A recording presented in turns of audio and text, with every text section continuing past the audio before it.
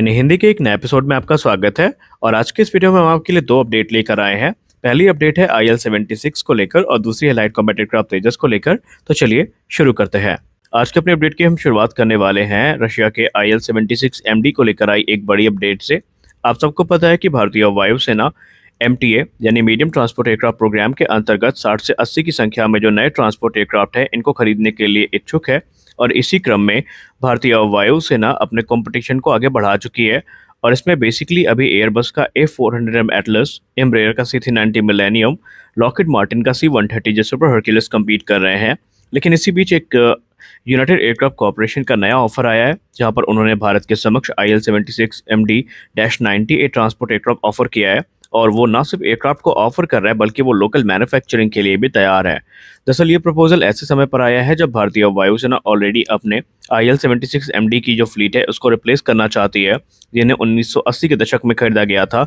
और ये फ्लीट बुरी तरीके से सर्विसबिलिटी इश्यूज से परेशान है और अब भारतीय वायुसेना इनको रिप्लेस करना चाहती है। अगर हम IL-76 MD की बात करें तो ये जो नया एयरक्राफ्ट है IL-76 MD-90A, ये IL-76 MD का मॉडर्नाइज वेरिएंट है, जिसमें बहुत सारे सिग्निफिकेंट अपग्रेड्स और हमें इम्प्रूवमेंट्स देखने को मिली हैं। इसको पावर करने के लिए एक पावरफुल PS-98-76 इंजन का इस्तेमाल किया गया है। और ये जो इंजन है इनकी वजह से इसकी टेक ऑफ, लैंडिंग और क्रूज परफॉर्मेंस काफ़ी इंक्रीज हुई है। इसके अलावा इसकी जो पेलोड कैरिंग कैपेसिटी है इसको भी इम्प्रूव किया गया है, इसकी फ़्लाइट रेंज को बढ़ाया गया है और इसकी जो एफिशिएंसी है और वो काफ़ी इम्प्रूव हुई है और नॉइज़ काफ़ी रिड्यूस हुई है। और सबसे खास बात तो ये है कि इस पूरे एयरक्राफ्ट के 70% जो सिस्टम है उनको अपडेट कर दिया गया है। और इसकी जो पेलोड कैपेसिटी है अब 40 टन से बढ़ करके 60 टन हो चुकी है और इसकी फ़्लाइट सेफ्टी को भी काफ़ी इम्प्रूव किया गया है। तो ये सारी चीज़ें फ़िलहाल तो इस प्रोग्राम के हक में जाती दिखाई पड़ रही हैं और रशिया इसको लेकर कॉन्फिडेंट है कि वो इस एयरक्राफ्ट को भारत में बना सकता है और भारतीय वायुसेना की रिक्वायरमेंट्स को पूरा भी कर सकता है। इसको लेकर यूनाइटेड एयरक्राफ्ट कॉर्पोरेशन का ये कहना है कि भारत में, क्योंकि ऑलरेडी इनकी एग्जिस्टेंस काफ़ी लंबी है, काफ़ी पुरानी है, और यूनाइटेड एयरक्राफ्ट कॉर्पोरेशन ये मानती है कि इन एयरक्राफ्ट की लोकल मैन्युफैक्चरिंग भारत में दोनों पार्टीज़ के लिए एडवांटेजेस होगी, क्योंकि जो मौजूदा इंफ्रास्ट्रक्चर है वो काफ़ी सहयोग करेगा और जो ट्रेन मैन पावर है वो इस काम को आसान बनाने में काफ़ी सहयोग करेंगे। और इसके अलावा जो कॉस्ट सेविंग मेजर्स हैं वो भी यहाँ पर देखने को मिलेंगे। और जो सिमिलैरिटीज़ हैं IL-76-90A के बीच में, ये काफ़ी ज़्यादा होंगी पुराने एयरक्राफ्ट्स की तुलना में। तो ऐसे में बहुत एक्सटेंसिव ट्रेनिंग की भी ज़रूरत इसमें नहीं पड़ने वाली है। आपको बताते चलें कि भारतीय वायुसेना की मौजूदा IL-76 MD की जो फ्लीट है ये बहुत ज़्यादा इस समय दिक्कतों का सामना कर रही है, क्योंकि इंडियन एयरफोर्स तकरीबन 17 की संख्या में पुराने IL-76 MD को ऑपरेट करती है, जिन्हें इंटरनेशनल और सिविलियन ट्रैफिक रूट में फ्लाई करने से रिस्ट्रिक्ट कर दिया गया है। और उसकी वजह है इनके पुराने आउटडेटेड नेविगेशन सिस्टम। और इसके चलते यहाँ पर जो समस्याएं पैदा हो रही हैं, यही नहीं बल्कि सर्विसबिलिटी इश्यूज भी काफ़ी गंभीर हैं और इनको लगातार जो सर्विस की ज़रूरत है वो पड़ती रहती है। और इसी समय इसीलिए आपको पता होगा एक बीच एक रिपोर्ट सामने आई थी जहां पर कहा गया था कि भारतीय वायुसेना इनको अपग्रेड करना चाहती है और उसमें टेंडर इशू करने की बात भी करी गई थी, लेकिन बाद में इस प्रोग्राम को कैंसिल कर दिया गया।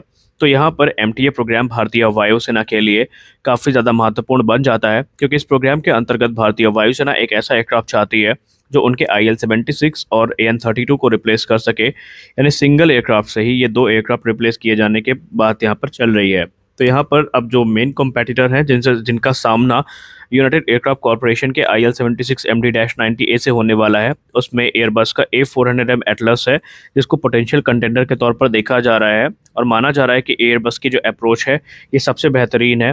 हालांकि इसकी जो हाई प्राइस है और ऑपरेटिंग कॉस्ट है ये चैलेंज को ज़रूर यहाँ पर पैदा करेगी, लेकिन इंडियन एयरफोर्स इस समय इवेलुएट कर रही है। इवेलुएशन में कॉस्ट, कैपेबिलिटी और लॉन्ग टर्म सस्टेनेबिलिटी देखी जा रही है फाइनल डिसीजन को लेने से पहले, और उसी के आधार पर जो निर्णय है वो लिया जाएगा। लेकिन संभावनाएं प्रबल हैं कि लॉकहीड मार्टिन, एयरबस और यूनाइटेड एयरक्राफ्ट कॉर्पोरेशन के बीच में जो प्रतिस्पर्धा है ये हमें बहुत बड़ी देखने को मिलने वाली है और इसका सीधा प्रभाव भारत के एयरक्राफ्ट प्रोक्योरमेंट प्रोग्राम में अवश्य पड़ेगा। हमारी अगली बड़ी अपडेट भारतीय वायुसेना को लेकर आ रही है। दोस्तों, भारतीय वायुसेना जैसा कि आपको पता है तरंग शक्ति एक्सरसाइज का आयोजन कर रही है और इसमें हमें सेना के तीनों अंगों के जो प्रमुख है वो हमें देखने को मिले, खासकर उप प्रमुख जो है वो देखने को मिले। लेकिन कल एक रेयर जेस्चर देखने को मिला जहां पर भारतीय वायुसेना के लाइट कॉम्बैट एयरक्राफ्ट तेजस में हमें सेना के तीनों अंग, जिसमें वायुसेना, थल सेना और नौसेना शामिल है, उनके जो वाइस चीफ है वो हमें लाइट कॉम्बैट एयरक्राफ्ट तेजस के कॉकपिट में देखने को मिले, और ये जो एक्सरसाइज जोधपुर में चल रही है उसका ही हिस्सा थे। एक तरफ जहां भारतीय वायुसेना के vice chief of air staff air marshal AP Singh sir formation को लीड कर रहे थे सिंगल इंजन तेजस के साथ, तो वहीं भारतीय थल सेना के जो वाइस चीफ हैं और भारतीय नौसेना के जो वाइस चीफ हैं वो तेजस के ट्रेनर वेरिएंट में क्रमशः सवार थे और उन्होंने इस एयरक्राफ्ट में उड़ान भरी है। दरअसल आपको बता दें कि इस समय जो ट्रेनर वेरिएंट हैं ये एचएएल के द्वारा लगातार सप्लाई किए जा रहे हैं, और इस समय वाइस चीफ का इन एयरक्राफ्ट में उड़ान भरने के पीछे का उद्देश्य यही है कि जो सेना के तीनों अंग है ये आपसी समन्वय बनाने के लिए यहाँ पर एक साथ एक्सरसाइज में पार्टिसिपेट कर रहे हैं, और इसी के लिए यहाँ पर जो फॉर्मेशन में उड़ान है वो हमें देखने को मिली है। खैर, अगर हम बात करें तेजस की, तो तेजस एक काफ़ी वर्सटाइल प्लेटफॉर्म है जो कि डिफेंसिव और ऑफेंसिव दोनों मिशन में इस्तेमाल किया जा सकता है। इससे सर्वेलेंस और रिकॉनेसेंस मिशन भी हो सकते हैं, एंटीशिप ऑपरेशन भी हो सकते हैं अपने सेकेंडरी रोल में। तो वहीं पर जो वाइस शिप का पार्टिसिपेशन था तरंग शक्ति में, ये कहीं ना कहीं उस फोकस को दिखा रहा है जहां पर लैंड, सी और एयर फोर्सेस के बीच में जो आपसी कोऑर्डिनेशन है उसको प्रदर्शित करता है, और जो मॉडर्न चैलेंजेस हैं उन्हें एक साथ मिलकर कैसे फेस करना है इसका भी यहाँ पर प्रमाण ये देता है।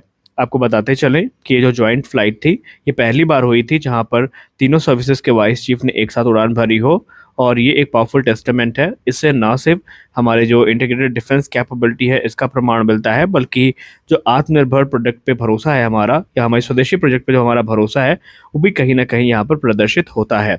आपको बता दें कि इस समय भारतीय वायुसेना तेजस मार्क 1A को एक्सेप्ट करने के काफ़ी करीब है, और माना जा रहा है इसी महीने पहला तेजस मार्क 1A भारतीय वायुसेना को दे दिया जाएगा। तो वहीं भारतीय नौसेना भी एलसीए नेवी को ऑपरेट करती है जो कि तेजस का नेवल वेरिएंट है, और रिपोर्ट्स की बात माने तो आने वाले भविष्य में हमने लिमिटेड नंबर्स में जो एलसीए नेवी है ये भारतीय नौसेना की सर्विस में देखने को मिल सकते हैं।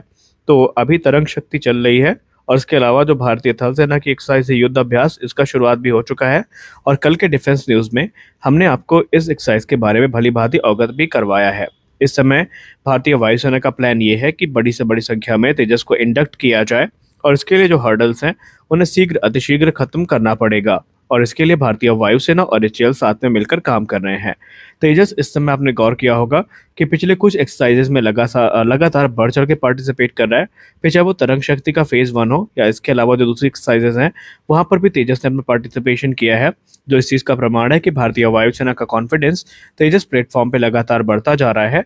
और ये काफ़ी अच्छी बात भी है, क्योंकि इससे ना सिर्फ भारतीय वायुसेना के फाइटर पायलट्स का कॉन्फिडेंस काफ़ी बढ़ेगा, बल्कि जो पोटेंशियल बायर्स हैं जब वो ये सब देखेंगे तो उनका कॉन्फिडेंस भी तेजस को खरीदने को लेकर के लगातार बढ़ता रहेगा। तो आज के इस वीडियो में बस इतना ही। आशा करते हैं ये वीडियो आपको अच्छी लगी होगी।